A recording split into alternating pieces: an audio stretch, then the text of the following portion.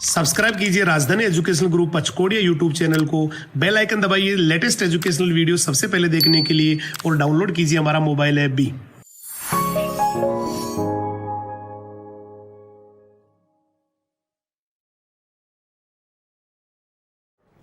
जय हिंद, जय राजधानी। मैं हेमंत कुमार सिंह आप सभी का बायोलॉजी मेंटर एक बार फिर से हमारे YouTube चैनल राजधानी एजुकेशनल ग्रुप के YouTube चैनल पे स्वागत करता हूं। ठीक है, आज का जो लेक्चर है, आज हम पढ़ने वाले हैं एक फ्रेश फाइलम पढ़ने वाले हैं जो कि 4th नंबर का फाइलम होता है, क्योंकि हमने जो है सिलेंट्रेटा और निडेरिया फाइलम तक कंप्लीटली स्टडी कर लिया है। हमने प्रीवियस लेक्चर में सिलेंट्रेटा का जो है क्लासिफिकेशन देखा था कि किस बेसिस पे हम सिलेंट्रेटा को जो है 3 क्लासेस में डिवाइड कर सकते हैं। और आज का जो टॉपिक है वो बेसिकली क्या है, आज हम फ्रेश फाइलम पढ़ने वाले हैं। ये सबसे स्मॉलेस्ट फाइलम है। मैं ये मान के चल रहा हूं कि एक सिंगल लेक्चर में ही क्लासिफिकेशन के साथ साथ जितने भी एग्जांपल्स हमें इस फाइलम में स्टडी करने होते हैं, जितने भी जनरल कैरेक्टर्स के बारे में पढ़ना होता है, वो पर्टिकुलर एक सिंगल लेक्चर में हो जाने वाला है। ठीक है, तो बिना टाइम वेस्ट किए हम स्टार्ट करते हैं टीनोफोरा के बारे में। और ये टीनोफोरा को स्टार्ट करने से पहले बेसिकली मैं इसके सेगमेंट्स में डिवाइड करके इसके पीछे का जो हिडन मीनिंग है, बेसिकली इसका मतलब क्या होता है, टीनो का मतलब क्या होता है, फोरा का मीनिंग क्या होता है, मैं आपको बेसिकली ये बताने वाला हूं। ठीक है, तो इसके जनरल कैरेक्टर से पहले मैं आपको क्या बताने वाला हूं कि बेसिकली अगर हम यहां पे क्या बात करें, अगर हम यहां पे टीनो की बात करते हैं कि टीनो वर्ड का मीनिंग क्या होता है और यहां पे पर्टिकुलर फोरा वर्ड का मीनिंग क्या होता है। ठीक है, टीनो एंड फोरा में बेसिकली यहां पे अगर बात करें किसकी, अगर हम यहां पे टीनो की बात करते हैं तो टीनो जो है वो बेसिकली क्या मीनिंग होता है, किसको रिप्रेजेंट करता है, मैंने कहा it represent the comb plate. किसको रिप्रेजेंट करता है, मैंने कहा यहां पर ये कॉम्ब प्लेट को रिप्रेजेंट करता है। कॉम्ब प्लेट कहने का मतलब ये है कि बेसिकली इसका जो स्ट्रक्चर हमें दिखाई देगा कॉम्ब प्लेट का, वो कुछ ऐसा होता है। मैंने कहा ये कॉम्ब लाइक स्ट्रक्चर होता है, इसीलिए इसे हम क्या कहते हैं, कॉम्ब प्लेट कहते हैं। जनरली यहाँ पे टीनो वर्ड जो है वो कॉम्ब प्लेट को रिप्रेजेंट करता है और कॉम्ब प्लेट का जो शेप होता है वो वहां पे ये देख सकते हैं, ये कैसा होता है, ये कुछ ऐसा दिखाई देता है। अब हम लीड करते हैं कि यहां पर अगर ये फोरा टर्म की बात करते हैं कि फोरा टर्म जो है उसका मीनिंग क्या होता है, मैंने कहा बेसिकली यहां पे फोरा टर्म का मीनिंग होता है क्या, मैंने कहा होल्ड करना होता है। क्या होता है, ये होल्ड करना होता है। वापस से रिपीट कर रहा हूं, तो कहने का मतलब ये है all the members in species, वो सभी प्रकार के जीव या फिर वो सभी मेंबर सदस्य जो टीनोफोरा में आते हैं, बेसिकली वो क्या होल्ड करते हैं, मैंने कहा ये comb plate, basically comb plate like structures को होल्ड करते हैं। अब ये कॉम्ब प्लेट का फंक्शन क्या होता है, हम इसे भी स्टडी करेंगे, कितने नंबर में यहाँ पे कॉम्ब प्लेट प्रेजेंट होते हैं, हम इसके बारे में भी स्टडी करेंगे। लेकिन बेसिकली मैंने आपको क्या बताया है, यहां पर टीनोफोरा जो है उसको मैंने 2 टर्म्स में डिवाइड करके इसके पीछे का हिडन मीनिंग बताया है कि टीनो जो है जनरली रिप्रेजेंट करता है किसको, मैंने कहा ये कॉम्ब प्लेट को रिप्रेजेंट करता है, और जो फोरा होता है वो किसको रिप्रेजेंट करता है, मैंने कहा होल्ड, मतलब जो अटैच रहते हैं इससे कॉम्ब प्लेट या फिर वो सभी मेंबर्स जो जनरली इस फाइलम में आते हैं वो क्या होल्ड करते हैं, मैंने कहा it is generally hold the comb plate. ये कॉम्ब प्लेट को क्या करते हैं, होल्ड करते हैं। सो वेरी फर्स्ट कैरेक्टर जो हम स्टडी करने वाले हैं आप सभी जानते हैं। फर्स्ट ऑफ ऑल हम बात करते हैं किसकी, हम इसकी हैबिटेट की बात करते हैं, किसका जो प्लेस ऑफ लिविंग होता है, रहने की जगह, ये पर्टिकुलर कहां रहते हैं, इसका हैबिटेट क्या होता है। तो हमारा वेरी फर्स्ट कैरेक्टर जो है ये क्या है, हम पढ़ने वाले हैं हैबिटेट। क्या पढ़ने वाले हैं, मैं आपको यहाँ पर हैबिटेट के बारे में बताने वाला हूँ कि अगर हम बेसिकली टीनोफोरा का हैबिटेट अगर डिस्कस करते हैं तो हैबिटेट में हमें क्या करना होता है, ये देखिए मैंने कहा अगर हैबिटेट या प्लेस ऑफ लिविंग की बात करते हैं तो ये कहाँ रहते हैं, मैंने कहा बेसिकली ये जो है कंप्लीटली कैसे होते हैं, कंप्लीटली मैंने कहा ये कैसे होते हैं,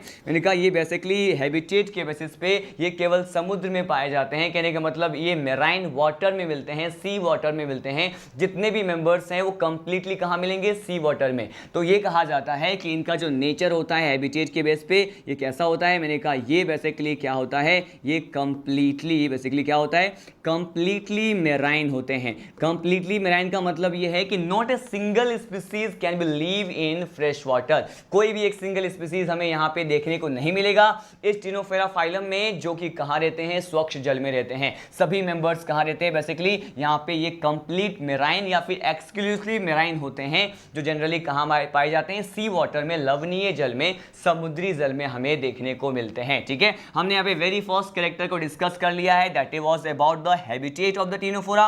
अब हम स्टडी करने वाले हैं यहाँ पे इसका स्पेशल कैरेक्टर, और मैं इसको स्टार मार्क कर रहा हूँ क्योंकि ये जो है इसका स्पेशल कैरेक्टर है जो जनरली दूसरे फाइलम में हमें देखने को नहीं मिलता है। ठीक है, इसका बेसिकली क्या है, ये बहुत ज्यादा स्पेशल कैरेक्टर है। और ये क्या है, मैंने कहा जितने भी मेंबर्स टिनोफोरा में आते हैं, बेसिकली जितने भी स्पीसीज की हम बात करते हैं टिनोफोरा क्लास में, टिनोफोरा फाइलम में बात करते हैं, तो बेसिकली क्या होता है, मैंने कहा अगर इसमें जो स्पेशल कैरेक्टर की बात करें तो यहाँ पर एक कैपेसिटी होती है। बेसिकली इसे क्या कहते हैं, इसे कहा जाता है बेसिकली क्या, हम इसके बारे में स्टडी भी कर चुके हैं। मैंने आपको प्रोटोजोआ जब पढ़ाया था वहां बताया था क्या, नॉक्टिलिका और सीरेटियम जो होते हैं, दो स्पीसीज की बात किया था हमने। प्रोटोजोआ फाइलम में आने वाले फ्लेजिलेटा क्लास जो होता है वहां बेसिकली नॉक्टिलिका और सीरेटियम में ये कैपेसिटी होती है कि वो क्या शो करते हैं, वो बायोल्यूमिनेसेंस शो करते हैं। इसका मतलब वो जैव प्रदीप्ति का गुण प्रदर्शित करते हैं। और इसका मीनिंग क्या होता है, मैंने कहा जैव प्रदीप्ति बेसिकली वो जैविक प्रक्रिया है, it is a that type of biological processes जिसमें कोई भी ऑर्गेनिज्म क्या करता है, at the time of night, रात्रि के समय चमकता है, राइट। तो मैंने कहा ये लाइट जो है प्रोड्यूस करता है, और उनके इसी कैरेक्टर को जो है पर्टिकुलर क्या कहा जाता है, बायोल्यूमिनेसेंस कहते हैं। और यहां हम बात कर रहे हैं किसकी, यहां हम टिनोफोरा के मेंबर्स की बात कर रहे हैं। यहां पर भी स्पेशल कैरेक्टर होता है कि इसमें क्या प्रेजेंट होता है, इसमें बायोल्यूमिनेसेंस प्रेजेंट होते हैं। बायोल्यूमिनेसेंस को क्या कहते हैं हम, इसी को ही कहा जाता है जैव प्रदीप्ति। अगर इसमें बायोल्यूमिनेसेंस प्रेजेंट है तो बेसिकली इसका रीजन क्या दिया जाता है कि ये बायोल्यूमिनेसेंस या फिर जैव प्रदीप्ति क्यों दर्शाते हैं, क्योंकि यहां पर आप देखेंगे एक प्रोटीन प्रेजेंट होता है। क्या होता है, मैंने कहा यहां पर एक प्रोटीन प्रेजेंट होता है, और इस प्रोटीन को क्या कहते हैं, मैंने कहा यहां पर एक प्रोटीन प्रेजेंट होता है, स्पेशल टाइप ऑफ प्रोटीन होता है, और इस प्रोटीन को कहते हैं ल्यूसीफेरिन। क्या कहते हैं इसे, मैंने कहा इसे कहा जाता है ल्यूसीफेरिन। और ये जो प्रोटीन है बेसिकली इसी प्रोटीन के पाए जाने के कारण इसमें कौन सा बायोलॉजिकल प्रोसेस हमें देखने को मिलता है, मैंने कहा यहां पर बायोल्यूमिनेसेंस देखने को मिलता है। यहां पर मैं आपको बताना चाहूंगा कि अगर ल्यूसीफेरिन की बात करते हैं स्टूडेंट, तो इसमें क्या होता है, मैंने कहा इसमें आयनाइजेशन की कैपेसिटी होती है। मतलब यहां पर ये प्रोटीन जो है वो आयनीकरण की प्रक्रिया प्रदर्शित करते हैं, आयनाइज हो सकते हैं, और due to the ionisation of the luciferin protein यहां पर क्या देखने को मिलता है, बायोल्यूमिनेसेंस देखने को मिलता है। तो मैंने कहा ये क्या हो सकते हैं, इसमें एक प्रोसेस देखने को मिलता है, इसे क्या कहते हैं, इसे कहते हैं आयनाइजेशन। क्या कहते हैं इसे, मैंने कहा इसे आयनीकरण प्रभाव कहते हैं, आयनाइजेशन कहते हैं। और ये ल्यूसीफेरिन प्रोटीन जो होता है उसके आयनाइजेशन से ही हमें क्या देखने को मिलेगा, ये बायोल्यूमिनेसेंस जो है वो देखने को मिलता है, जिसमें बेसिकली जो कोई भी ऑर्गेनिज्म होता है जो बायोल्यूमिनेसेंस को शो करेगा वो क्या होता है, at the time of night, मैंने कहा रात के समय जो है क्या होते हैं, ये चमकते हैं, मतलब लाइट प्रोड्यूस करते हैं। मैंने कहा ये कैसे होते हैं, ये लाइटनिंग करते हैं या फिर चमकते हैं, और इसी पर्टिकुलर फिनोमिना को क्या कहा जाता है,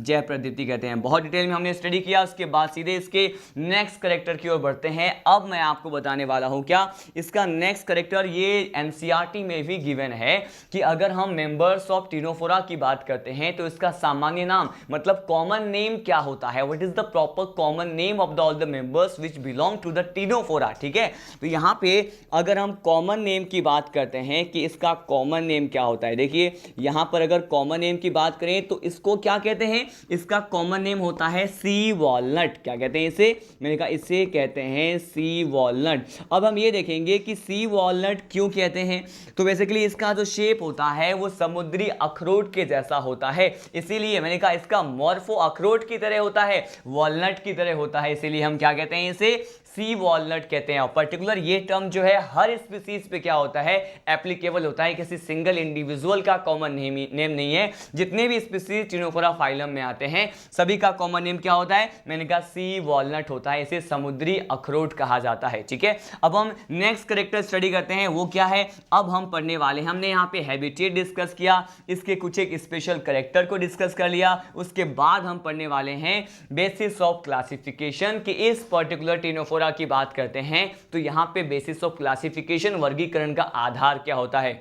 मैं आपको बताना चाहूंगा कि इसी बेसिस ऑफ क्लासिफिकेशन को हम रेगुलर बेसिस पे हर फाइलम में डिस्कस करते आ रहे हैं। पॉरीफेरा में भी बताया आपको, उसके बाद हमने पढ़ा सिलेंट्रेटा, उसमें भी बेसिस ऑफ क्लासिफिकेशन बताया था, लेकिन कुछ एक वेरिएशंस यहाँ पे देखने को मिलते हैं, इसीलिए हमें इसे बार बार स्टडी करना होगा। मैंने कहा अब जो हम पढ़ने वाले हैं ये क्या है, ये बेसिकली है बेसिस ऑफ क्लासिफिकेशन। क्या है ये? मैंने कहा अब हम पढ़ने वाले हैं बेसिस ऑफ क्लासिफिकेशन, मतलब वर्गीकरण का आधार। अब हम देखेंगे, आप सभी को पता है कि वेरी फर्स्ट पॉइंट जो हम यहां पे डिस्कस करते हैं बेसिस ऑफ क्लासिफिकेशन में, ये क्या होता है? मैंने कहा it is level of organisation. क्या होता है?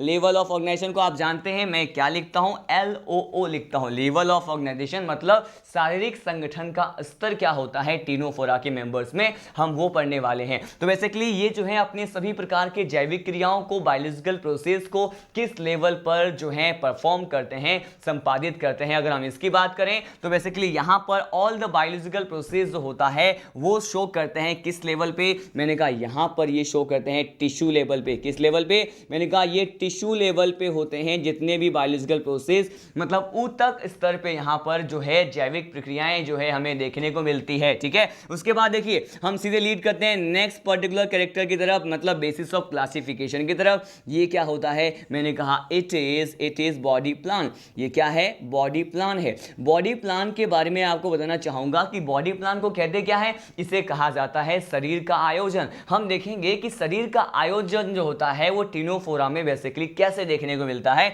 मैं आपको बताना चाहूंगा यहां पर जो है बॉडी प्लान जो है gives the information about the incomplete alimentary canal, आपको पता है। और यहां पर जो बॉडी प्लान होता है वो क्या होता है? यहां पर हम बार बार डिस्कस कर चुके हैं, ये होता है ब्लाइंड सेक बॉडी प्लान। यहां पर बॉडी प्लान को मैं बीपी से रिप्रेजेंट कर रहा हूं। बीपी मतलब क्या है? यहां पे बॉडी प्लान है। ब्लाइंड सेक बॉडी प्लान मतलब अंडकोश प्रकार का शरीर आयोजन यहां पे देखने को मिलता है। इसका मतलब है इनकम्प्लीट, क्या? इनकम्प्लीट एलिमेंट्री कैनाल होता है। There is only single pathway for the food ingestion and the food egestion. इसे हम डिस्कस भी कर चुके हैं। तो नेक्स्ट जो क्लासिफिकेशन का बेस होता है टीनोफोरा में, आप जानते हैं हम क्या डिस्कस करते हैं इसके बाद हम डिस्कस करते हैं बॉडी वॉल। किसको डिस्कस करते हैं?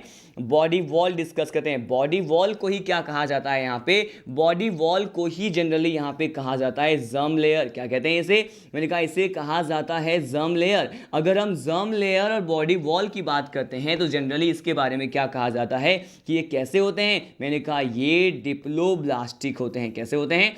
ये डिप्लोब्लास्टिक होते हैं। और डिप्लोब्लास्टिक के बारे में आपको क्या पता है कि डिप्लोब्लास्टिक जो भी यहाँ पे मेमल्स होते हैं या बेसिकली मैंने कहा एनिमल्स होते हैं, वो बेसिकली क्या होते हैं, इसमें जो है इसमें टू कैटेगरी में हम डिवाइड करते हैं। यहाँ पे टू जर्म लेयर जो है प्रेजेंट होता है। यहाँ पर हम बार बार डिस्कस कर चुके हैं, लेकिन यहाँ पर इनकी जर्म लेयर में जो है कुछ स्पेशल कैरेक्टर हमें देखने को मिलता है जो दूसरे डिप्लोप्लास्टिक जो भी फाइलम है वहाँ पे हमें नहीं मिला था। और ये कौन सा कैरेक्टर है, हम इसकी बात करने वाले हैं। मैंने कहा ये डिप्लोप्लास्टिक तो होते हैं, मतलब यहाँ पर एक्टोडर्म होता है और बेसिकली सेकेंड जो लेयर है उसे क्या कहते हैं?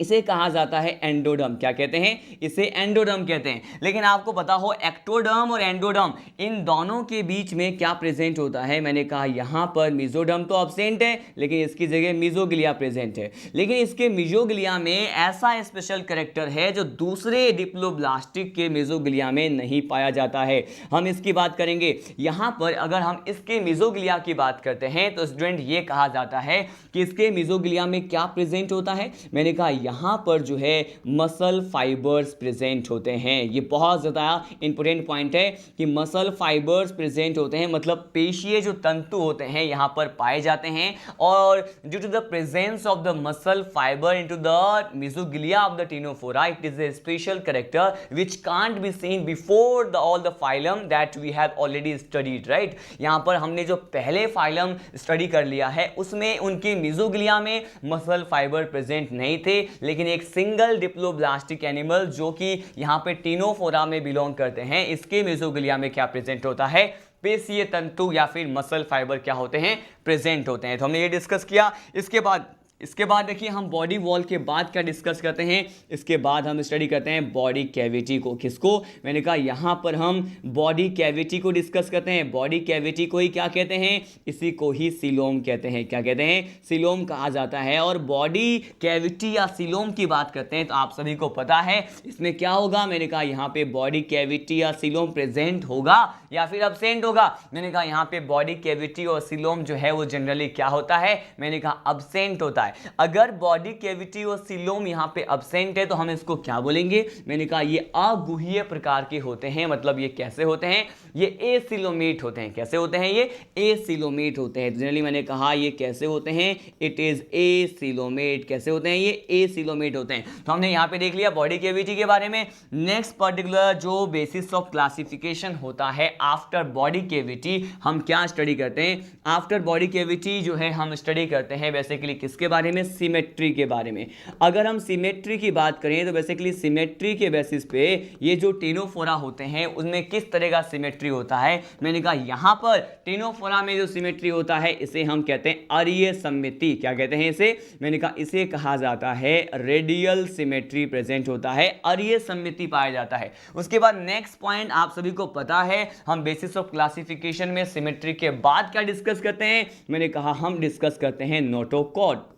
क्या करते हैं? नोटोकॉर्ड को डिस्कस करते हैं। और टीनोफोरा में क्या नोटोकॉर्ड प्रेजेंट होगा? मैंने कहा नहीं। 1 to 11 फाइलम मतलब प्रोटोजुआ से लेकर के और कहां तक? मैंने कहा हेमिकॉर्डेटा तक जो है नोटोकॉर्ड सब में क्या होगा? अब्सेंट होता है। अगर नोटोकॉर्ड यहां पे अब्सेंट है तो इसको हम क्या बोलेंगे? इसको बोलेंगे बेसिकली क्या? Non chordate. क्या कहेंगे इसे? मैंने कहा इसे हम नॉन कॉर्डेट बोलेंगे। इसके बाद नेक्स्ट पॉइंट पढ़ते हैं। नॉन कॉर्डेट तो होते हैं लेकिन नेक्स्ट पॉइंट जो है इट इज अबाउट सेगमेंटेशन। यहां पर अगर हम खंडी भवन की प्रक्रिया को देखें, सेगमेंटेशन का जो प्रोसेस होता है, खंडी भवन की प्रक्रिया जो हमें यहां पे देखने को मिलती है, क्या यहां पर बेसिकली यहां पर प्रेजेंट होगा सेगमेंटेशन या फिर अब्सेंट होगा?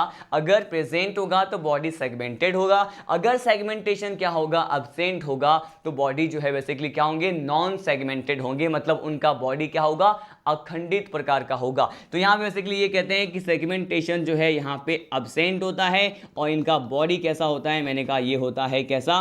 मैंने कहा बेसिकली ये होता है ए सेगमेंटेड। कैसा होता है? ए सेगमेंटेड को हम समटाइम क्या कह सकते हैं? नॉन सेगमेंटेड भी कह सकते हैं। या फिर मैंने कहा इनका बॉडी ए सेगमेंटेड होता है या फिर अखंडित प्रकार का होता है या फिर नॉन सेगमेंटेड भी इसको कह सकते हैं। हमने यहां पे टीनोफोरा में जो भी बेसिस ऑफ क्लासिफिकेशन पढ़ना होता है हम उन सभी पॉइंट को 1 by 1 डिस्कस कर चुके हैं और एनसीईआरटी में केवल इतने ही पॉइंट्स दिए होते हैं। इसके बाद जो हम पढ़ने वाले हैं वो हमारा एडवांस लेवल का स्टडी है। बेसिकली अब हम पढ़ेंगे कि आखिर इनके जो भी इसमें जो भी लाइफ प्रोसेस होता है, डाइजेशन, रेस्पिरेशन, और यहाँ पे एक मेंबर को हम डायग्राम के साथ साथ बहुत सारे जनरल कैरेक्टर भी उसमें स्टडी करेंगे। हम पढ़ेंगे डायग्राम किसका? यहाँ पर मैं डायग्राम बनाऊंगा प्लूरोब्रेकिया का। ठीक है, प्लूरोब्रेकिया जो है उसको सी गूसबेरी कहा जाता है। हम यहाँ पे सी गूसबेरी बोल रहे हैं, मतलब प्लूरोब्रेकिया का कॉमन नेम होता है ये। यहाँ पर उसका डायग्राम देखेंगे, उसमें कौन कौन से स्ट्रक्चर्स मिलते हैं,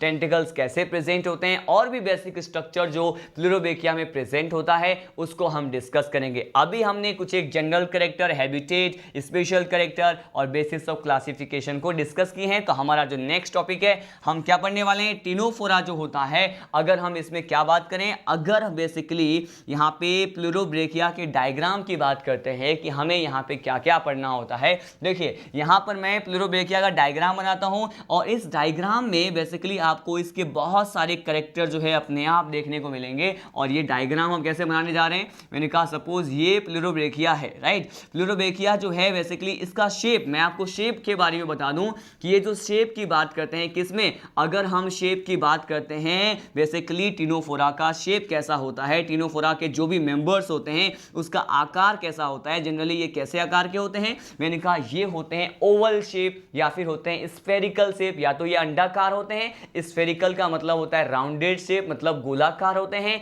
इनकी जो बॉडी होती है वो ट्रांसपेरेंट होती है, पारदर्शी होती है। और ये बेसिकली इसमें एक कैरेक्टर और प्रेजेंट होता है कि ये रैंडमली या फ्रीली क्या कर सकते हैं? स्विम कर सकते हैं। मतलब प्लावी, स्वतंत्र प्लावी प्रकार के होते हैं। हिंदी में जिस टर्म का इस्तेमाल करते हैं वो होता है स्वतंत्र प्लावी। ठीक है, मतलब रैंडमली स्विम करने वाले जो भी जीव होते हैं हैं जो वाटर के सरफेस पे, जल के सतह पे जो हैं स्वतंत्र प्लावी प्रकार के होते हैं, तो वो जनरली टिनोफोरा के मेंबर्स जो है वो कंसीडर किए जाते हैं। ठीक है, हम यहाँ पे डिस्कस करने वाले हैं किसका डायग्राम, मैं यहाँ पे ऑलरेडी लिख रहा हूँ कि हम यहाँ पे जो है फिगर डिस्कस करने वाले हैं किसका, यहाँ पर मैं आपको बताने वाला हूँ प्लेरोब्रेकिया। और प्लेरोब्रेकिया जो होता है इसके अगर हम कॉमन नेम की बात करें तो आपको अभी अभी मैंने बताया कि प्लेरोब्रेकिया का कॉमन नेम क्या होता है, मैंने कहा इसी को कहा जाता है सी गूसबेरी। क्या कहते हैं इसको? सी गूसबेरी कहते हैं। और सी गूसबेरी जो है ये बहुत ज़्यादा इंपॉर्टेंट कॉमन नेम है, आपको हमेशा पता होना चाहिए।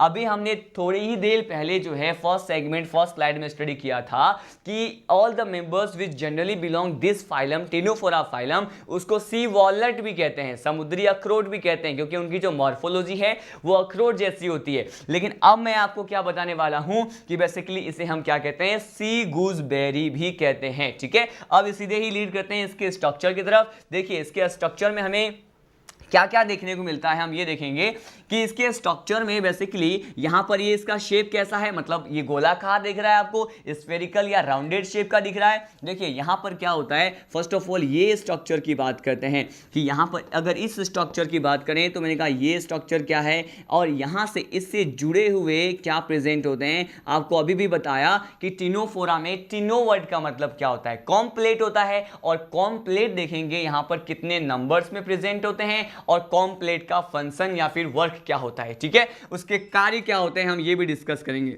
यहाँ पर कॉम्प्लेट कुछ इस तरह से यहाँ पे प्रेजेंट होते हैं। मैं यहाँ पे कॉम्प्लेट बना रहा हूँ। अगर हम कॉम्प्लेट के नंबर्स की बात करते हैं तो यहाँ पे 18 नंबर होते हैं, मतलब number of the comb plate is equal to 8। कितने होते हैं? 8 कॉम्प्लेट यहाँ पे प्रेजेंट होते हैं। तो मैंने यहाँ पे बनाया एक सिंगल, ये क्या हो गया, फर्स्ट कॉम्प्लेट हो गया। ये क्या हो गया, हमारा सेकेंड कॉम्प्लेट हो गया है। ये मैंने थर्ड कॉम्प्लेट बनाया। और यहाँ पे जो डायग्राम डिस्कस करने वाले हैं वो है किसका डायग्राम, ये है प्लेरोब्रेकिया का। 4 कॉम्प्लेट हमने बना दिया, ये हमारा 5th कॉम्प्लेट होता है। और ये जो है इसके डायग्राम में हमने बनाया 6 कॉम्प्लेट। ये क्या है, मैंने कहा ये 7th कॉम्प्लेट। एक बार वंस मोर हम काउंट करने जा रहे हैं, कितने कॉम्प्लेट हो गए, 1 2 3 4 5 6 एंड 7 हो चुके हैं। एक लास्ट कॉम्प्लेट हमने इसको यहां पर बना दिया। ठीक है, यहां पर नंबर ऑफ कॉम्प्लेट कितने हैं, मैंने कहा ये बेसिकली 8 कॉम्प्लेट होते हैं। ठीक है, तो ये जो स्ट्रक्चर मैंने बनाया है इसको लेबल कर रहा हूं कि बेसिकली ये स्ट्रक्चर क्या है इसका, मैंने कहा ये स्ट्रक्चर इसका कॉम्प्लेट है। क्या है ये,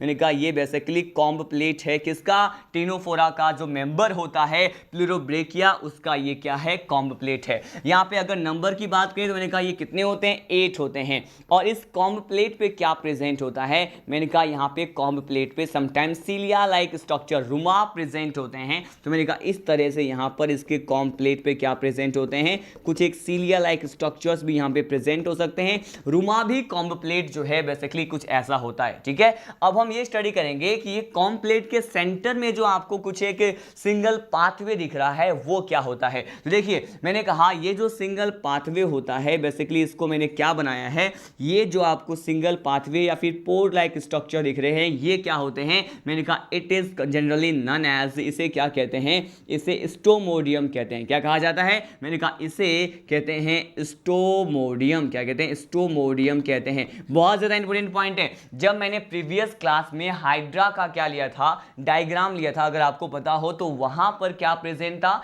वहां पर भी एक single pore like structure present था, उसे हमने हाइपोस्टोम कहा था। बेसिकली ये ब्लाइंड सेक बॉडी प्लान में हमने भी स्टडी कर रखा है कि ये हाइपोस्टोम क्या होते हैं, जनरली स्टोमोडियम क्या होते हैं। तो बेसिकली स्टोमोडियम जो है यहां पर आप देख रहे हैं कि कुछ इस तरह का स्ट्रक्चर होता है, और ये इसका क्या होता है, एनस होता है। क्या होता है इसका, एनस होता है। केवल एक सिंगल पाथवे जो इसके एलिमेंट्री कैनाल में प्रेजेंट होता है, और यहीं से ही क्या होगा, मैंने कहा इसी पर्टिकुलर एनस से ही, मैंने कहा एनस से ही फूड का इंजेशन होता है और फूड का इगेशन होता है। भोजन का अंतर्ग्रहण भी एनस से होता है। जनरली आपके माइंड में होता है कि एनस टर्म को हमेशा यूज करते हैं for the elimination of the waste product. ठीक है, मतलब यह है कि जो भी वर्ज्य पदार्थ होते हैं उसको बाहर निकालने के लिए यूज करते हैं एनस को, मतलब गुदा को। लेकिन in case of this particular phylum there is not a complete alimentary canal, there is a incomplete alimentary canal, and इसीलिए कहते हैं अपूर्ण प्रकार प्रकार का आहानाल है तो इसी स्टोमोडियम से क्या होता है, मैंने कहा यहाँ पर क्या होगा, इसके कैरेक्टर भी लिख रहा हूँ,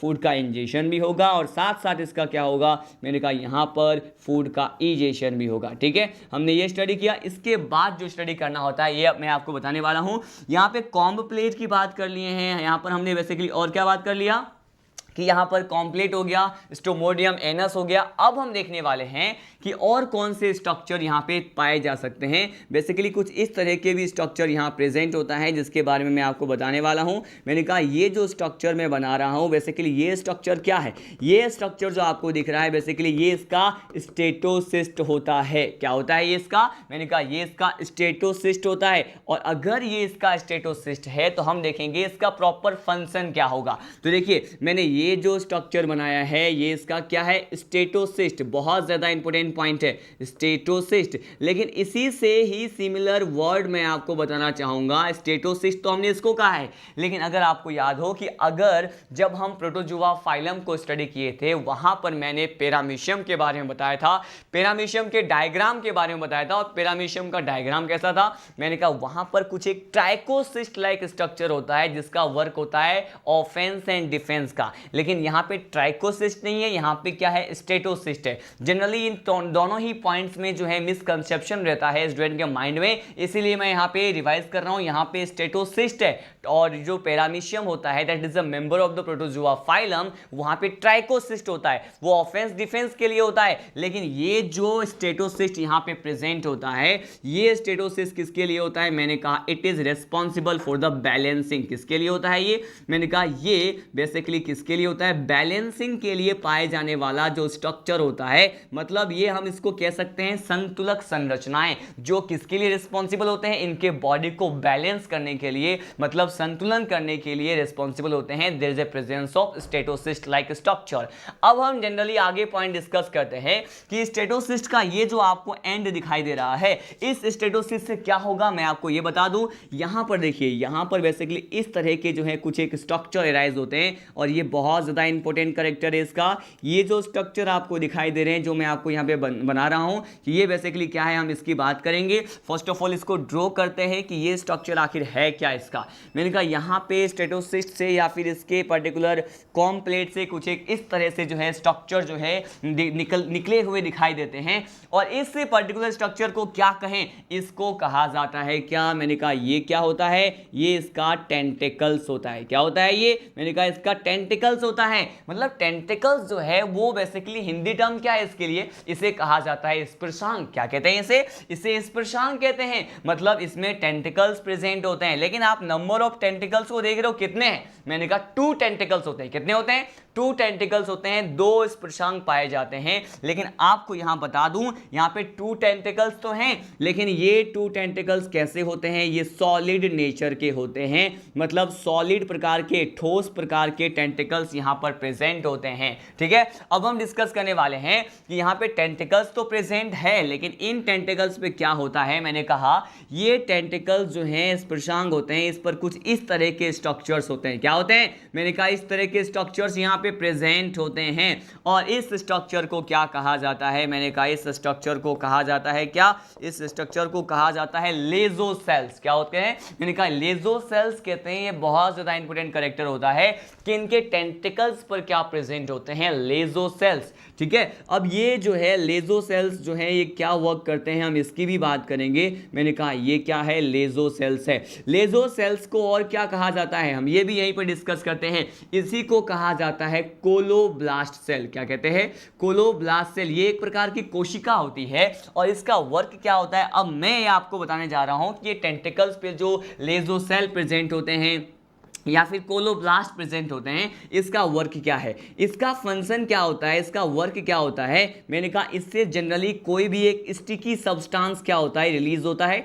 स्टिकी सब्सटेंस का मतलब क्या है, मैंने कहा कोई जो चिपचिपा पदार्थ होता है वो बेसिकली रिलीज करता है ये कोलोब्लास्ट। और चिपचिपा पदार्थ या फिर स्टिकी सब्सटेंस को ये रिलीज करते हैं। और ये जो स्टिकी सब्सटेंस होता है वो जनरली इसके बॉडी को सबस्ट्रेटम या फिर आधार से चिपकने चिपकने के लिए क्या करते हैं, हेल्प करते हैं। मैंने कहा ये इसके बॉडी को क्या करता है, इसके बॉडी को सबस्ट्रेटम से चिपकने के लिए, मैंने कहा सबस्ट्रेटम से किसके लिए, मैंने कहा अटैचमेंट के लिए, सबस्ट्रेटम से अटैचमेंट के लिए, ताकि ये अटैच हो पाए इसका बॉडी, उसमें क्या करता है, इंपॉर्टेंट रोल प्ले करता है। वन मोर टाइम मैं आपको रिवाइज करने जा रहा हूं। हमने इस complex structure that is of a pleurobrachia, जिसे हम सी गूसबेरी, सी वॉलनट भी कह सकते हैं, यहां पर बताने जा रहा हूं कि हमने यहां पे क्या क्या स्टडी किया। देखिए यहां पर एक प्रॉपर जो है एक राउंडेड शेप में प्लूरोब्रेकिया का स्ट्रक्चर दिख रहा है।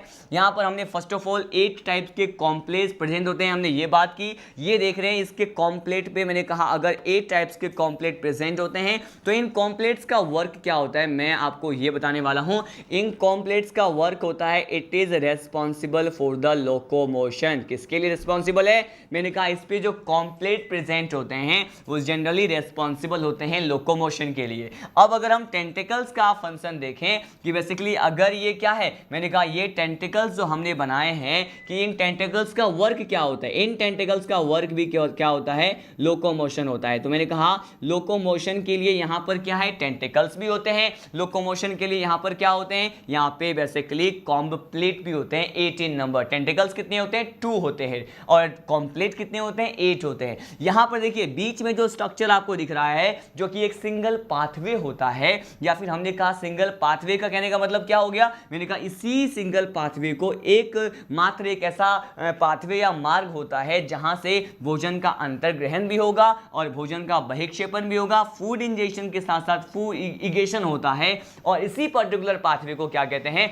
इसको कहा जाता है स्टोमोडियम। और generally stomodeum represent the anus. किसको रिप्रेजेंट करता है, मैंने कहा एनस को रिप्रेजेंट करता है। ठीक है, हमने कहा यहां पे 2, यहां पे क्या प्रेजेंट होते हैं, 2 टेंटिकल्स तो होते हैं, टेंटिकल्स पर क्या प्रेजेंट होता है, यहां पे लेजो सेल प्रेजेंट होते हैं। और अगर इन लेजो सेल्स की बात करते हैं तो इसी को क्या कहा जाता है, इसी को कोलोब्लास्ट कहते हैं। और ये कोलोब्लास्ट जो होता है जनरली इसका फंक्शन क्या होता है, मैंने कहा it releases the some type of sticky substance and this particular sticky substance is going to provide the attachment of the body of the ctenophores with the earth surface. ठीक है, मैंने कहा पृथ्वी के सतह से उसके आधार से चिपकाने के लिए जो है ये कोलोब्लास्ट क्या करते हैं, कुछ एक चिपचिपा पदार्थ स्टिकी सब्सटेंस को रिलीज करते हैं। यहां पर एक और इंपॉर्टेंट कैरेक्टर हमने इस डायग्राम में स्टडी किया, ये क्या है, मैंने कहा ये स्टेटोसिस्ट था। ये अगर स्टेटोसिस्ट की बात करते हैं तो basically it generally act as a balancing structure. किसकी तरह वर्क करता है,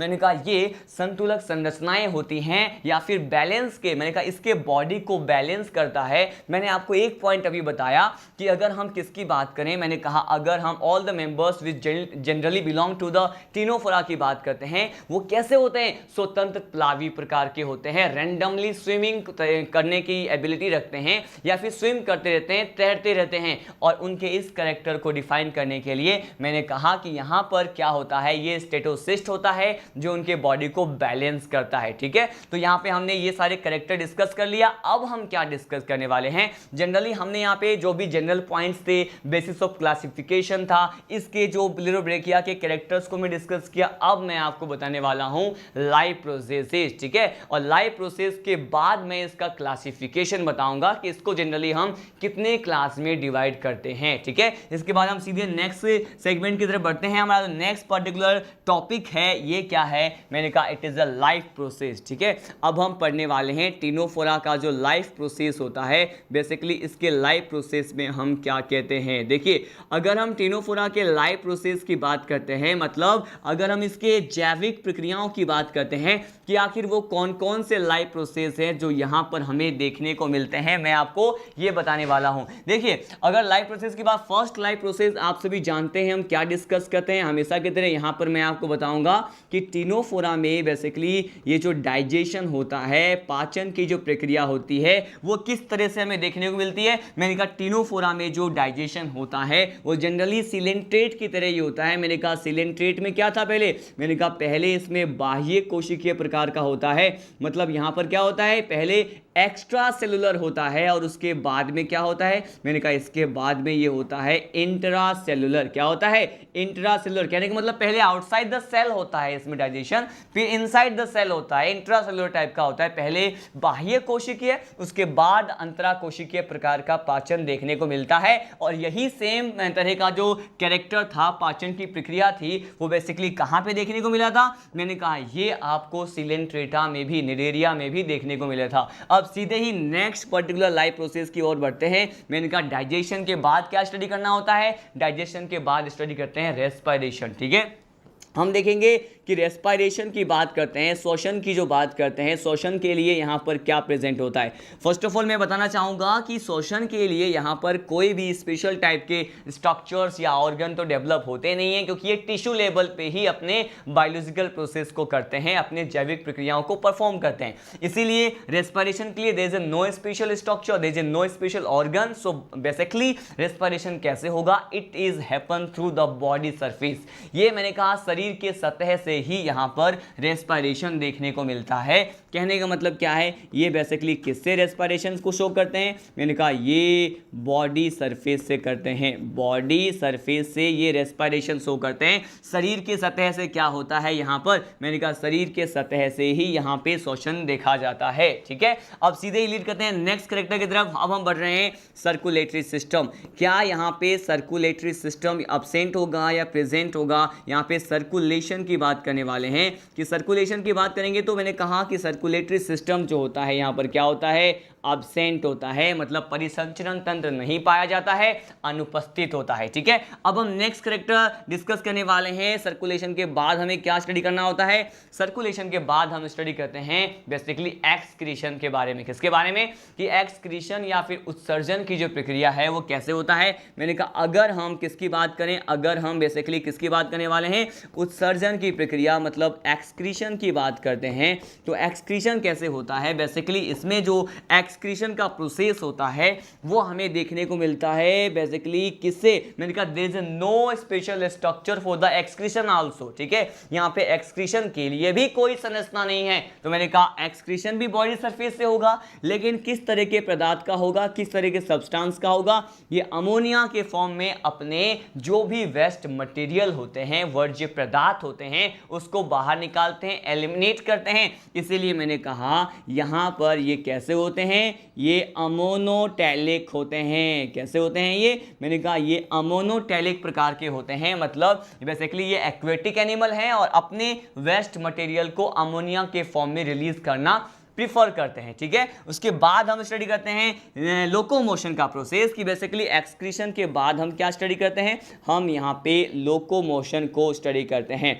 अब देखिए लोकोमोशन की अगर बात करते हैं, लोकोमोशन के लिए मैंने आपको पॉइंट्स बता भी दिए हैं कि लोकोमोशन के लिए यहाँ पे 2 स्ट्रक्चर प्रेजेंट होता है। एक तो हमने देखा टेंटिकल्स। ठीक है, टेंटिकल्स जो होते हैं वो बेसिकली 2 होते हैं। कितने होते हैं, 2 होते हैं, जो जिसके लिए रिस्पॉन्सिबल होते हैं, मैंने कहा ये लोकोमोशन के लिए रिस्पॉन्सिबल होते हैं। लेकिन टेंटिकल्स के साथ साथ यहां पर क्या प्रेजेंट है, there is a presence of comb plate. क्या होता है, मैंने कहा यहां पर कॉम्ब प्लेट भी तो प्रेजेंट होते हैं, और कॉम्ब प्लेट प्रेजेंट होते हैं, इनके नंबर कितने होते हैं, मैंने कहा 8 होते हैं। कितने होते हैं, 8 होते हैं। तो यहाँ पे 2 तो टेंटिकल्स होते हैं और 8 क्या होता है, मैंने कहा 8 जो है वो कॉम्ब प्लेट होता है। हमने यहाँ पे सारे पॉइंट डिस्कस किए, मैं वन मोर टाइम रिवाइज करने जा रहा हूँ। डाइजेशन कैसा था, पहले एक्स्ट्रा सेलुलर, उसके बाद इंट्रा सेलुलर, उसके बाद रेस्पिरेशन कैसा था, बॉडी सरफेस से। मैंने कहा सर्कुलेशन के लिए कोई भी सिस्टम प्रेजेंट नहीं है। एक्सक्रीशन अमोनिया का होता है, अमोनोटैलिक होते हैं।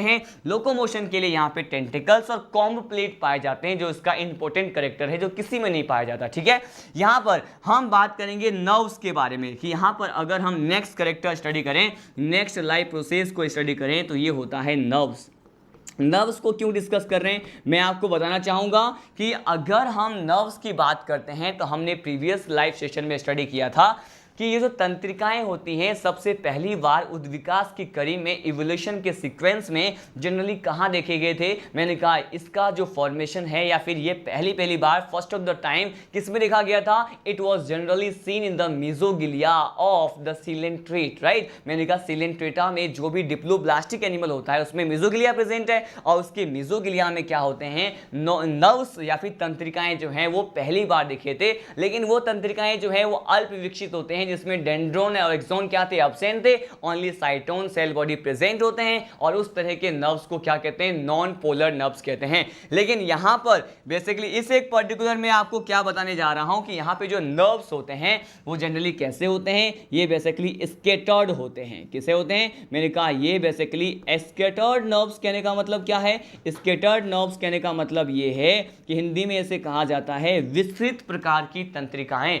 विस्तृत प्रकार की तंत्रिकाओं का मतलब ये है कि फैली हुई स्प्रेड जो नर्व्स होती हैं जनरली इसको क्या कहते हैं? मैंने कहा स्कैटर्ड नर्व्स कहते हैं। अब सीधे हम नेक्स्ट कैरेक्टर को नर्व्स के बाद जो है हम स्टडी करते हैं, सीधे हम बढ़ रहे हैं बेसिकली लार्वल स्टेज के बारे में, ठीक है? अगर हम यहाँ पे लार्वल स्टेज की बात करते हैं, मतलब लार्वा स्टेज यहाँ पे कौन कौन से प्रेजेंट होते हैं? यहाँ पर एक सिंगल लार्वल स्टेज जो होता है वो प्रेजेंट होता है और इस लार्वल स्टेज को क्या कहते हैं? इसे कहा जाता है सीडिपीड लार्वा। कौन सा लार्वा होता है यहाँ पे? मैंने कहा सीडिपीड लार्वा होता है। Cydippid larva is the characteristics of the ctenophora phylum और due to the presence of cydippid larva into the ctenophora phylum यहाँ पे क्या होता है? मैंने कहा यहाँ पे अगर टिनोफोरा में अगर सीडिपीड लार्वा प्रेजेंट होता है तो एम्ब्रियोनिक डेवलपमेंट कैसा होगा? मैंने कहा due to the presence of this larva इसका जो एम्ब्रियोनिक डेवलपमेंट होता है इसमें जो भ्रूणीय परिवर्धन होता है वो कैसा होगा? आप सभी को पता है यहाँ पे अगर भ्रूणीय परिवर्धन की बात करें, बहुत बार बात कर चुके हैं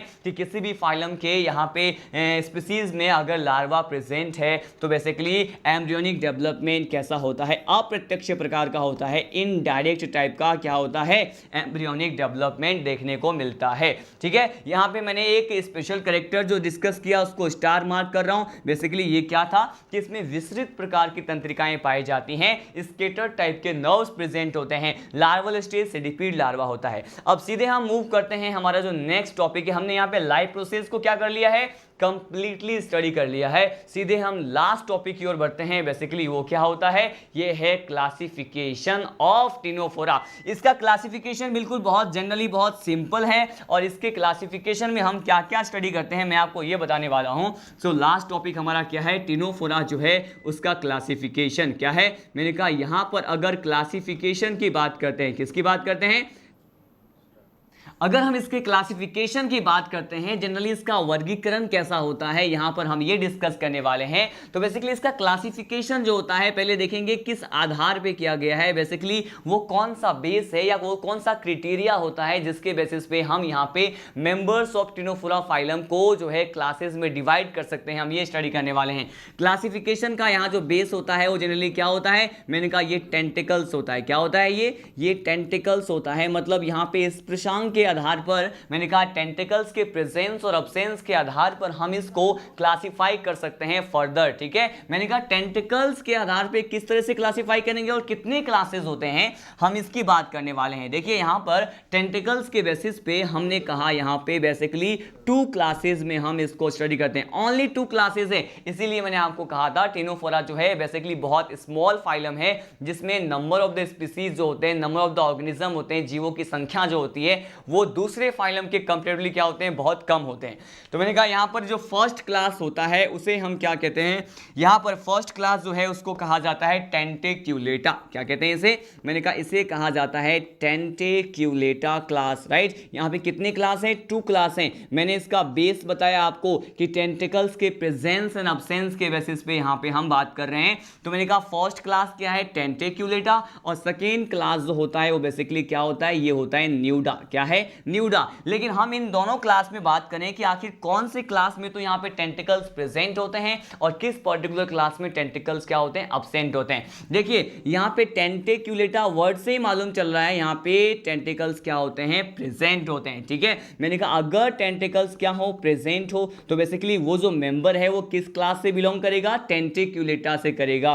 तो यहां पे जो टेंटिकल्स होते हैं, स्पर्शांक जो होते हैं, which is generally responsible for the locomotion, गमन के लिए लिए सहायक जो भी स्ट्रक्चर होते हैं, संरचनाएं होते हैं, वो टेंटिकल्स होते हैं। यहाँ पे अगर टेंटिकल्स के नंबर की बात करें, यहाँ पे 2 सॉलिड टेंटिकल्स प्रेजेंट होते हैं। और बेसिकली अगर टेंटिकल्स प्रेजेंट होता है तो हम कहेंगे वो कौन से क्लास के मेंबर हैं? मैंने कहा ये मेंबर होंगे टेंटिक्युलेटा के। ऑन द अदर हैंड जो हमारा सेकेंड क्लास होता है वो न्यूडा होता है, और इसमें जनरली क्या होता है? मैंने कहा यहाँ पर जो टेंटिकल्स होते हैं, अगर हम इसमें टेंटिकल्स की बात करते हैं तो टेंटिकल्स क्या होते हैं? यहाँ पे अब्सेंट होते हैं, मतलब यहाँ पे नहीं पाए जाते। और टेंटिकल्स अब्सेंट हो तो उसके मेंबर बेसिकली कौन से क्लास से बिलोंग करेंगे? न्यूडा से। हमने यहाँ पे on the presence and the absence of the tentacles we can divide, we can classify the all the members which generally belong to the Ctenophora phylum into the 2 subcategory. What is it? First is Tenticulata, in which the tentacles locomotory structures are present. On the other hand, the Nuda, in which the tentacles are absent. ठीक है, हमने ये discuss किया। अब हम discuss करने वाले हैं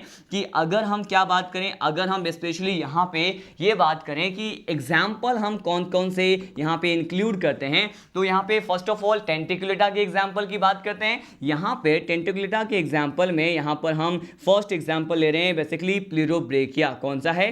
प्लेरोब्रेकिया। और प्लेरोब्रेकिया को ही क्या कहते हैं? सी गूसबेरी कहते हैं। हमने प्रीवियस डायग्राम में ऑलरेडी डिस्कस कर लिया है कि प्लेरोब्रेकिया को सी वॉलनट भी कह सकते हैं। क्या कह सकते हैं इसको? मैंने कहा इसे तो सी वॉलनट भी कह सकते हैं। क्या कह सकते हैं? सी वॉलनट भी कहते हैं। सी वॉलनट के साथ साथ मतलब समुद्री अखरोट जो है इसको नाम दिया जाता है, और इसके साथ साथ इसका जो कॉमन नेम होता है इसे हम क्या कहते हैं? इसे सी गूसबेरी भी कहते हैं। क्या कहते हैं? सी गूसबेरी भी कहा जाता है। नेक्स्ट स्पीसीज जो जनरली इस पर्टिकुलर क्लास का ही मेंबर होता है, जो प्लेरोब्रेकिया के बाद हमें स्टडी करना होता है, ये क्या होता है? मैंने कहा प्लेरोब्रेकिया के बाद हमें स्टडी करना होता है बेसिकली किस पर्टिकुलर मेंबर के बारे में? ये होता है सिस्टम।